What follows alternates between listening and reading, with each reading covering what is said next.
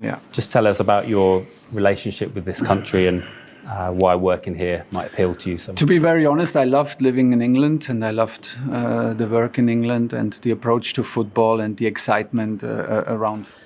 Right, so this international football window has turned out to be a bit more interesting than we might have expected. Look, yeah, with the news, of course, that the German manager Thomas Tuchel has been appointed England's new full-time permanent manager, replacing Gareth Southgate. Gareth Southgate, of course, if you recall, finished up his England tenure following England's loss to Spain in the Euro 2024 final. That's a negative way of putting it. I mean, I should really say England made the Euro 2024 final, because that's still an achievement in itself. And yeah, look, firstly, I think that is a really, really fantastic appointment. We all know what Thomas Tuchel has achieved. He's won a Champions League final. I guess that for me, that his tactical nous, the ability, when he was in setting up Chelsea against, a Manchester City team that everyone was tipping to romp home in that game in Porto in 2021. Thomas Tuchel showed his tactical nous there and nullified them. He had Havertz up front, who scored the goal. And yeah, and I think it's that game for me that is pretty much the signature, the biggest piece of evidence in support of Tuchel being the perfect choice for England manager. And certainly I think, yeah, look, for what Gareth Southgate did for England is is truly cannot be understated and deserves to be he deserves far more appreciation than he certainly has had in the last couple of years. In that he's brought he's made the English love the national team again. But look, I guess tactically he was limited. So I think with Tuchel, I kind of feel that he will be able to get the best, not just certainly the best out of the front five. And I'm talking like your Harry Kane, Jude Bellingham's, Bukayo Saka's, Cole Palmer's, Phil Foden's, because I think certainly England do have the talent in that regard, and it just was not being shown under Gareth Southgate, but also the rest of the team as well. It is safe to say, I think it's universally a credit that England are perhaps playing beneath themselves, and that there's a lot of talent there. So perhaps Tuchel is the man to get it out. And I think certainly more so than Pep Guardiola, who I think is, for all his philosophies, is tactically pretty stubborn. And I think in an international football environment where you have far less games, far less time preparing players, that isn't necessarily the best thing for England. So yeah, Tuchel seems to make more sense. And of course, yeah, you compare to previous England, I guess, or foreign coaches, like Sven-Goran Eriksson and Fabio Capello. Thomas Tuchel is still pretty much in demand. He's still pretty young and feels like he's at the peak of his powers. Manchester United would have loved to have had him, but that broke down. So yeah, but look, I guess that's a kind of nice thing, because that's not what I want to talk about. It's more, I guess, yeah, speaking of Sven and Fabio, it is the fact that it's 2024. It has been 23 years since England broke with the mold and hired its first ever foreign-born manager in Sven-Goran Eriksson. And the media is still, or certain aspects of the public, I don't know, and certainly certain aspects of the media are still, still stubborn to the fact that, the national team has to be coached by someone from the country. And yeah, look, I get that. Look, I mean, and certainly it is funny that in this age, in 2024, when we've had a lot, in the age of where we're seeing the Premier League inundated with foreign players, foreign coaches. We haven't had an English manager win the league since Howard Wilkinson back in 1992. But there is still this thing that England has, there's still this firm belief that the national team has to be managed by someone English. Even though, and it doesn't matter whether they are necessarily the best for the job. I think it kind of feels like it has, it kind of feels like a very sort of, patriotic thing, and I get that. Look, I guess England is, after all, England, the FA claims to be the first football association of its kind, although Scotland might have claims to that. England, England has the best league in the world, the most followed league in the world, and and certainly it is evident that England is producing all this talent.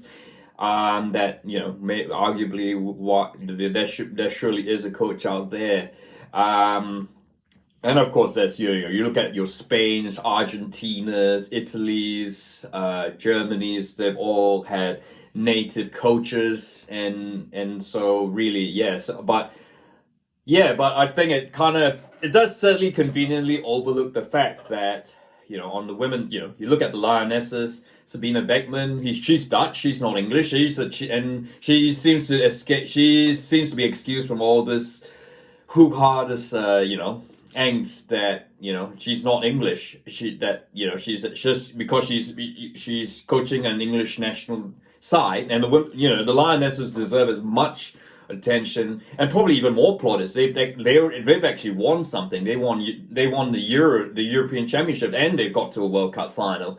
And it seems like the women are excused, but the men, it seems like it has to be a male person. And look, I guess yes, and ideally, in any, if you're in national, I know international football is different from club football, and you want your own person to be leading the team. I get maybe perhaps there's a hangover from the Fabio Capello days, which has become I guess you hear the accounts from like of Scott Carson, Ben Foster, about how the English players clashed with Fabio Capello, but I don't think that's anything to do with the fact that he's not English. It's rather the fact that I think Capello's style of management just clashed with the English way of the English football culture, but it's got nothing to do with the fact that he's not English. Fabio Capello, I think, still by accounts, it was the best man at the time, and I think the point is, we are in 2024. You've got to pick the best man, and frankly, Thomas Tuchel is the best man right now for the job. And the fact is, England have had an English-born manager for a good 6 years. Gareth Southgate's taken them to 2 finals. He's taken them to 4th place at the World Cup, a quarterfinal. But England really do. That is the Captain Max that he's got, and look, I mean, they can talk about Eddie Howe, they can talk about Graham Potter. I wouldn't been wholly. I think Graham Potter would have just been a continuation of Gareth Southgate, and we know Eddie Howe's getting Eddie Howe to coach England is really pie in the sky. So, what are your next options? Sean Dyche, Sam Allardyce? Well, exactly. So, look, it is good. I think it's a positive move by the FA, and I think by and large, generally, football fans in the know will be highly supportive of the appointment of Thomas Tuchel. It is a great win for the English FA to get someone of that caliber, and it's certainly the positive step. And look, if Tuchel gets them to a semi-final, they might lose that semi-final. Look, I think it's still a job well done, and I think the true measure of his success will be the way England plays. Certainly, I think I anticipate they'll be far more exciting than they had in Gareth Southgate. I think the glimpses, the potential of the attacking abilities of this England team were evident through, under Lee Carsey, who's a bit more expressive, who has got a different philosophy from Gareth Southgate. But I think, yes, and it's really just a tactical nous, and that was kind of exposed against Greece, who really, England just did not have a plan B, plan C against a high-pressing team like Greece. I think Thomas Tuchel coming in will be able to sort that out, and as well get them to be more expressive.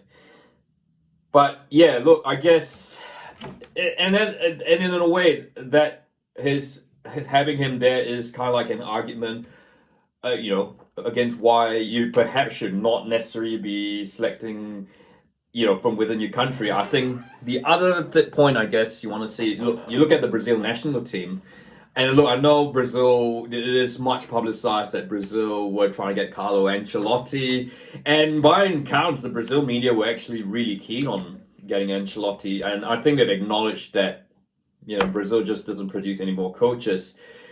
It's probably, I think, the next step, I think I guess the next step would be if Brazil was happy to take an Argentine coach, which is never going to happen certainly in my lifetime. But look, you look at the guy right now, like Dorival Jr., who's 62, and I mean, we watched a bit of Brazil in this World Cup qualifiers, and you just look at the state. But I mean, I think that Brazil probably really badly needs someone who, they certainly would have done with Carlo Ancelotti, even though he's not technically minded. But I think certainly, just need a man who could just reunite the skills, the Sao Paulo versus Rio divide. So yeah, I mean, I think so. Yeah, look at Brazil. I think that's it's another case in point why it's not necessarily a great idea that you should just look at their own country for coaches. And I know Brazil were kind of forced into their hand, really, that Carlo Ancelotti sort of turned them down by extending Real Madrid, but. Look, I think right now, obviously Argentina, Italy, Germany, Spain, they're all producing the good coaches, and that's just what it is. I think it's just the fact that's years of sort of development, years of, that they've gotten to this point. And yeah, look, I mean, it might be an indictment against the coaching system at England that it just doesn't provide a pathway. But although there are plenty of good English coaches out there. They might not just be ready to coach England, or they're certainly all over the world. But I think certainly at an elite level, perhaps, that they're just not getting the opportunities. And you see Premier League clubs going, they're not going, who are you? Eddie Howe's probably the exception. Graham Potter tried at Chelsea, but that just didn't work. It's kind of and it's no surprise that unfortunately there's not a whole lot you can pick up from the England team. I guess it's that. Going from outside football, you go to the All Blacks, for example, New Zealand rugby. Look, it will be, I think pigs will fly into space, and I emphasize fly and into space before New Zealand, the All Blacks hire someone from overseas. I think, frankly, that's a different, I mean, right now, New Zealand is still producing plenty of coaches who. And I don't think they'll need to pick out like someone from South Africa just because, I know Rassie Erasmus, who is a generational coach, is doing an extremely good job there. But I don't think that the All Blacks will go down to that point that they need to pick someone overseas or pick someone in South Africa. That is never going to happen. And New Zealand produces plenty of really, really good coaches. I know the Hurricane Super Rugby team's got a Scottish Scotsman, but he's pretty much ensconced in the New Zealand system, Clark Laidlaw now. But yeah, I mean, again, it's best man for the job. And if you don't have anyone, if none of your countrymen are capable of coaching at an elite level, then you need to look somewhere else. And if you are whether it's a club team or a national team, we are in 2024. You can board you could theoretically, go board a plane tonight to leave from Auckland to go all the way to London at short notice. It's very expensive, of course, but the point is the ease there that, this is a global world. And I think the notion of the fact that, a national team coach has to be from that country is just really outdated. And yeah, look, it fits the narrative. Look, it's a bit ironic though. I know Gary Neville's, he played for England when Sven and Fabio Capello were there. Jamie Carragher as well. I know Jamie Carragher's a Scouse, and I thought Scousers were kind of anti-English, so maybe I think it's narrative media at its worst, possibly narrative media just trying to get some hits online, and but I really, really absolutely unnecessary. So those are my thoughts, not really structured, but I thought I'll come up here and just have my view on this matter, about national coaches. An Englishman must coach an English team, or English woman for that matter. I mean, there are good English coaches. Look, in the women's side, Emma Hayes is coaching the USA. But I just think, of course, right now,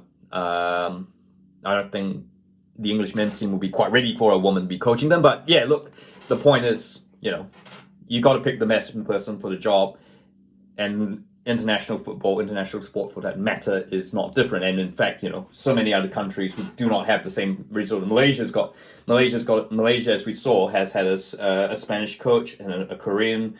New Zealand's, we had an English coach for a while. That's just what it is. And it'd be ideal to have your own countryman coach, but sometimes that's just not possible. And I think at the end of the day, success has to come ahead of sentiment. But what are your thoughts? Is Thomas Tuchel, have the FA got the right person, Thomas Tuchel, or should they have just really stuck to their guns and picked someone English? I'd like to hear your thoughts. If you like this video, feel free to like, and don't forget to subscribe.